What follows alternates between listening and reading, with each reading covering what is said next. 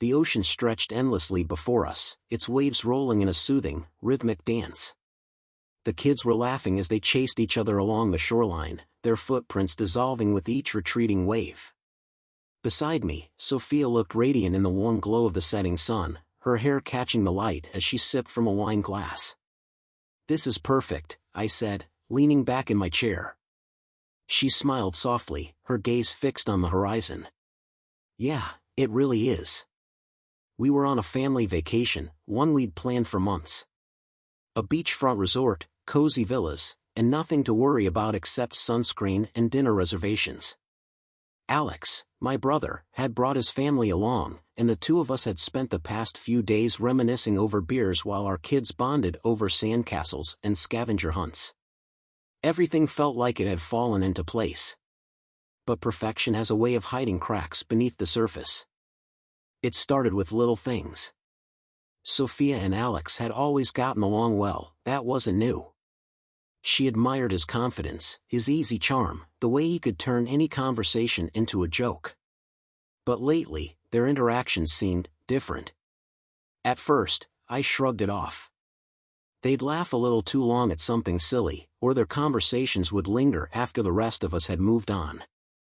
Sofia passed him a drink one night, her fingers brushing his for a moment longer than necessary.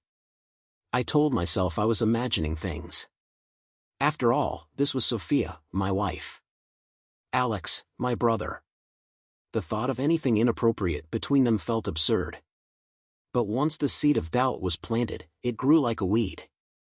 One night after dinner, we gathered around a fire pit on the beach. The kids had already crashed after a long day of swimming, leaving the adults to enjoy the cool evening air. Sofia sat between Alex and me, her laughter ringing out as Alex recounted some story about a disastrous fishing trip he'd taken years ago. I glanced at her, noting the way her eyes sparkled as she listened. She didn't look at me that way anymore. When the fire started to die down, Sofia offered to grab more wine. Alex stood immediately. "I'll help." I watched them disappear toward the villa, their silhouettes fading into the shadows. Something twisted in my gut, a feeling I couldn't quite name, but one that kept me rooted to my chair long after they'd gone. When they returned, everything seemed normal. Sofia handed me a glass of wine, her smile warm and familiar. Alex launched into another story, and everyone laughed like nothing had happened. But I couldn't shake the sense that something had shifted, even if I couldn't see it yet. The cracks in the perfect picture were small, almost invisible. But they were there. I told myself to let it go, to stop overthinking. This was supposed to be a vacation, a chance to relax and reconnect as a family. But as I watched Sofia laugh at one of Alex's jokes, a thought crept into my mind that I couldn't ignore. What if the cracks weren't just in my imagination? The next few days passed like a dream I couldn't quite wake up from. I went through the motions, playing with the kids, grilling dinner, snapping photos of sunsets, but my mind was elsewhere. Every glance between Sofia and Alex, every shared laugh, every lingering moment made my stomach churn. I told myself I was overreacting. That I was being paranoid. But the uneasy feeling wouldn't leave me. Then came the night that changed everything. After dinner, Sofia kissed me on the cheek and said she was going back to the villa early. She claimed she was exhausted, and I didn't argue. A quiet night to myself by the fire pit didn't sound so bad. Alex stayed behind, chatting with a few other guests while I nursed a beer and tried to ignore the nagging voice in my head. When the fire started to dwindle, I decided to call it a night. As I headed back toward the villa, the warm glow of lights from the beach path guided my steps. That's when I remembered I'd left my phone in the small wooden gazebo near the water, a place where we'd spent the afternoon lounging and letting the kids play nearby. I turned back, the distant sound of waves filling the silence. The gazebo came into view, its string lights softly illuminating the space. And then I saw them. At first, my mind didn't register what I was looking at. Sofia was sitting on the bench, her back turned to me. Alex was beside her, his body angled toward her like they were the only two people in the world. Her hand rested on his knee, and his arm was draped casually along the back of the bench, his fingers brushing her shoulder. They were laughing softly, intimately, as if sharing a secret I was never meant to hear. I froze, my breath catching in my throat.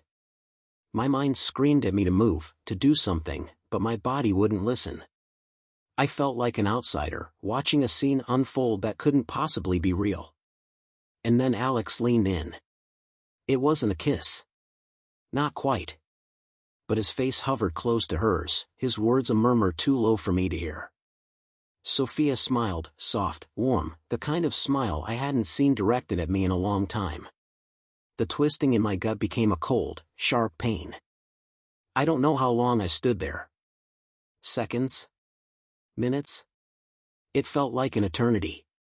Finally, I forced myself to turn away, my legs trembling as I stumbled back toward the villa. I didn't confront them that night.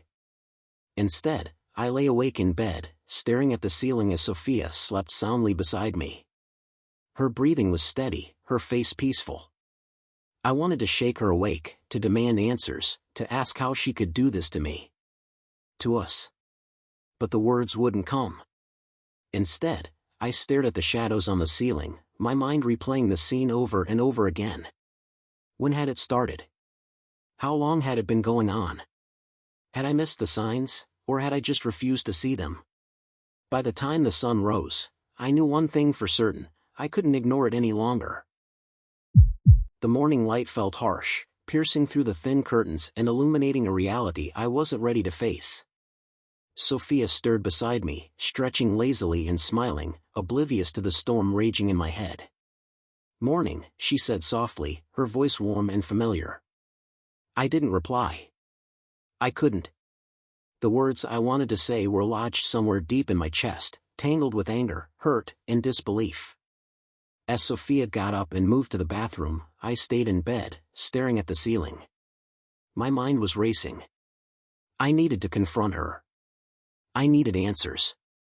Later that morning, I found her sitting on the balcony with a cup of coffee, the ocean breeze tousling her hair. She looked so calm, so at ease, as if everything was perfect. "Can we talk?" I said, stepping out to join her. She glanced up, her expression shifting slightly. "Sure. What's on your mind?" I took a deep breath, steadying myself. "Last night. I saw you." Her brow furrowed. "What do you mean?" "At the gazebo," I said, my voice sharper than I intended. "With Alex." Her face paled, and for a moment, she looked like she was about to deny it. But then she sighed, setting her coffee cup down with trembling hands. "It's not what you think," she said quickly. "Really?" I shot back, my anger bubbling to the surface. "Because what I think is that my wife and my brother were sneaking around behind my back, laughing and whispering like I don't even exist." "Jack," she started, but I cut her off. "How long, Sofia? How long has this been going on?" She flinched at the harshness in my voice, but she didn't look away. "A few months," she admitted quietly. "But it wasn't supposed to happen. I didn't mean for it to." "You didn't mean for it to?" I repeated, my voice rising. "How the hell does something like this just happen, Sofia? You're my wife. He's my brother." Tears welled in her eyes, but they did nothing to soften the anger coursing through me. "I was lonely, Jack," she said, her voice breaking. "You've been so distant lately, always working, always tired. And Alex, he was just there. He listened. He made me feel noticed." Her words hit me like a punch to the gut. "So this is my fault?" "No," she said quickly, shaking her head. "It's not your fault. I messed up. I let things get out of control. But I love you, Jack. I never stopped loving you." I stared at her, my mind reeling. Her words felt hollow, like an apology rehearsed too many times. I didn't wait to hear more. Instead, I stormed out of the villa, my hands shaking as I made my way to Alex's room. I banged on the door, my heart pounding in my chest. When he opened it, his expression shifted instantly, from surprise to guilt. "Jack," he started, but I didn't let him continue. "How could you?" I demanded, my voice trembling with rage. You're my brother. My family. And you go behind my back with my wife? He ran a hand through his hair, his gaze dropping to the floor. I didn't mean for it to happen, he muttered. Stop saying that. I shouted. You didn't mean for it to happen? What kind of excuse is that? I messed up, okay? Alex said, his voice rising. I know I did. But it wasn't like we planned this, Jack. It just happened. I laughed bitterly, the sound harsh and hollow. That's the best you can come up with? It just happened? He didn't respond, and the silence between us felt suffocating. I'm done, I said finally, my voice low and cold. With both of you.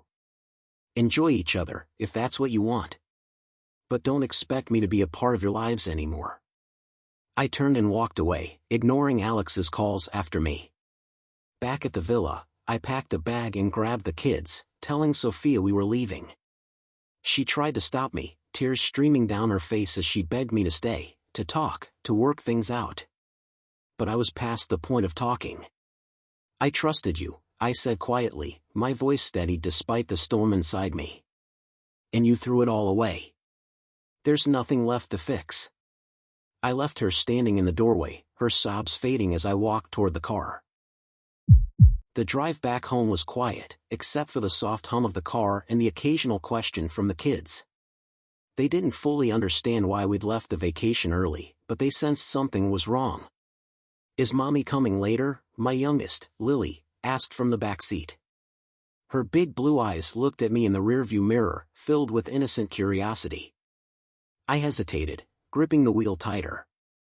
No, sweetheart, I said gently. It's just us for now. She didn't ask anything else, but her little face fell, and it broke something in me.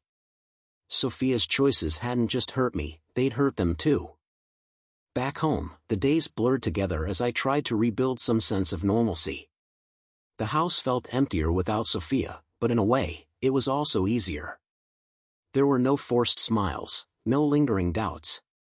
Sofia called a few times in those first weeks, leaving voicemails full of apologies and promises to change.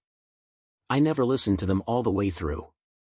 Alex didn't try to reach out at all. Maybe he knew better, or maybe he just didn't care. Either way, I deleted his number from my phone and left it at that. A month later, Sofia showed up at the house unannounced. She looked different, tired, worn down, as if the weight of what she'd done had finally caught up with her. Jack, she said, standing on the porch with a folder in her hands. Can we talk? I leaned against the doorframe, crossing my arms. What's there to talk about? I brought the divorce papers, she said softly, holding up the folder. I signed them. For a moment, I just stared at her, unsure of what to feel. Relief? Sadness? Closure? Maybe all three. Thank you, I said finally, taking the folder from her. She hesitated, her gaze searching mine.